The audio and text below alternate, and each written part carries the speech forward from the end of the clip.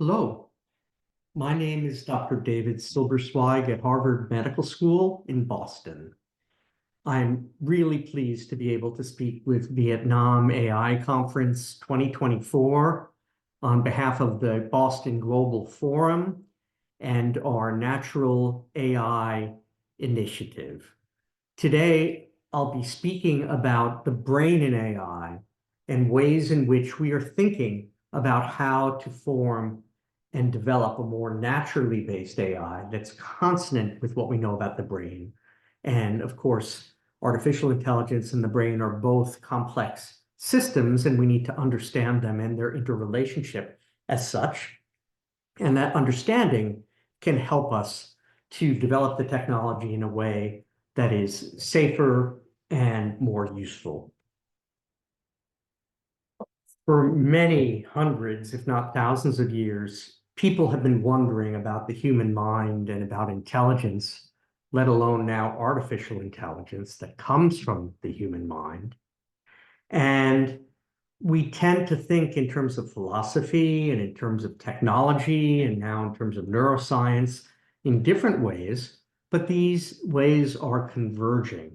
And we need to be able to understand the human mind brain in health and disease and in societies and computers and the way that everything can work together more harmoniously.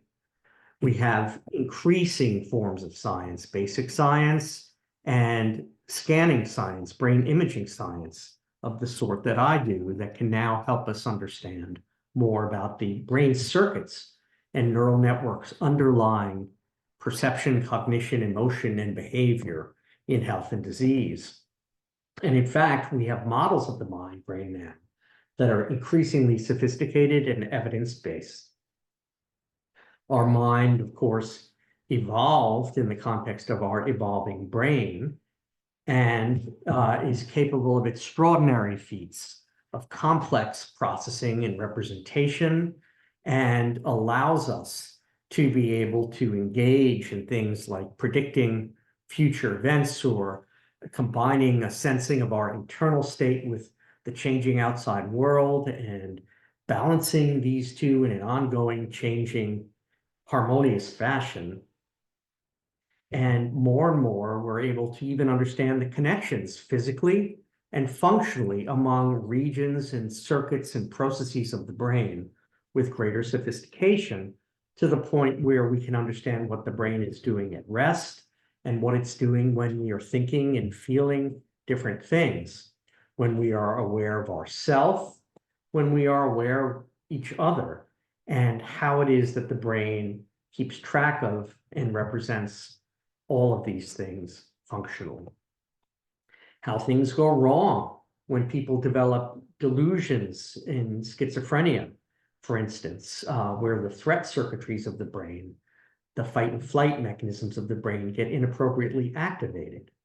When things can actually be helped by understanding brain imaging and technology, using technology, such as using brain stimulation now to correct abnormalities in the brains of patients who are depressed, who are not responding to psychotherapy or medications. And we can have precise targeting with brain imaging of these neural networks for modulation. We can even modulate the brain with talk therapy, cognitive behavioral therapy, because we're understanding more and more now that the brain interacts with the environment and learns from experience. And this can be linguistically mediated. And we can think both psychologically and psychosocially, as well as biologically, without seeing those as a dichotomy. We can visualize networks in the brain and model them with very complex processing, including processing incorporating machine learning. We can develop predictive analyses and understand patterns of activity in the brain with exquisite sensitivity, and decode more and more how it is that that feelings and thoughts are represented in the brain and perceptions, and again, how things go awry in the context of disease and what to do about it.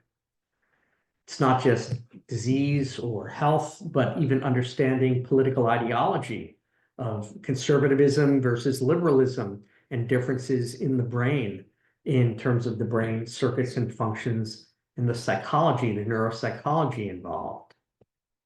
Or even issues of morality and how we distinguish between groups that we're part of and other groups, which causes a lot of problems in the world, and we need to understand better in order to be able to transcend and develop better ways of conflict mitigation or prevention, if not resolution.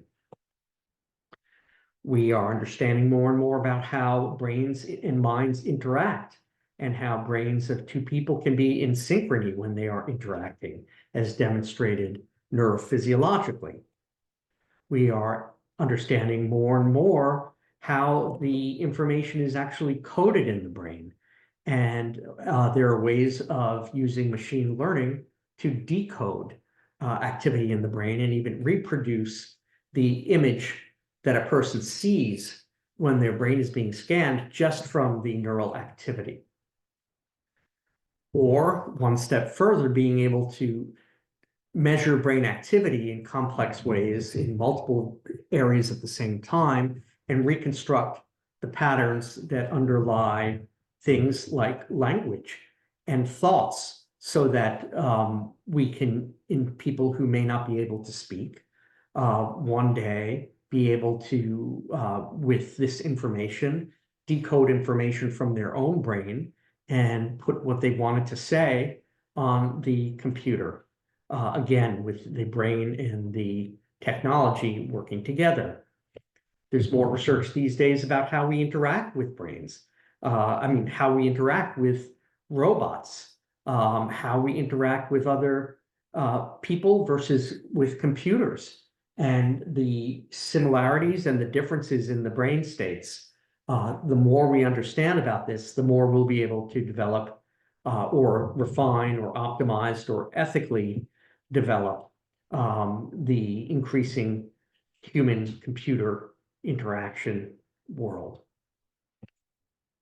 In all, the human brain and AI are both complex systems, one made by the other, of course.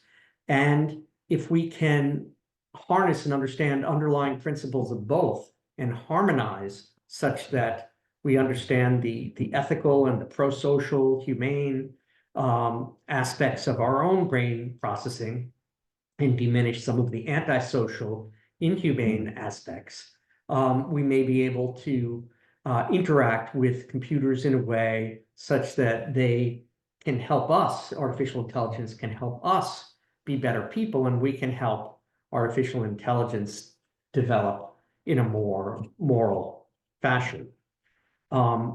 Underlying both human brain neural dynamics and complex systems, as well as complex systems of artificial networks, are things such as the free energy principle and underlying principles of physics and biology, such that complex systems tend to minimize prediction error. And they do that in a way that is adaptive.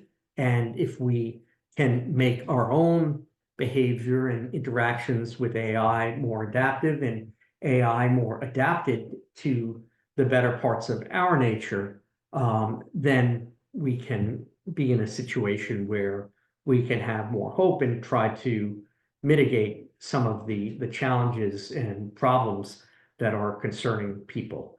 So all in all, what we hope to do in the Boston Global Forum is, with natural AI, essentially, is to advance a human-centered AI through the integration of natural systems and neuroscience, so that we can enhance policy and societal well-being and the development of the technology and human social interactions in a positive manner, and combine insights from the brain and the mind in health and disease with insights and developments in technology and AI, and to combine them with underlying understanding of complex systems to hopefully develop more humane forms of human AI interaction in this increasingly rapidly developing world and field that we're in,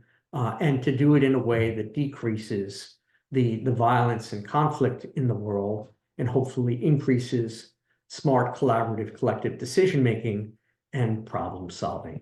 So thank you for your attention, and I wish you the best of luck with the Vietnam AI 24 conference.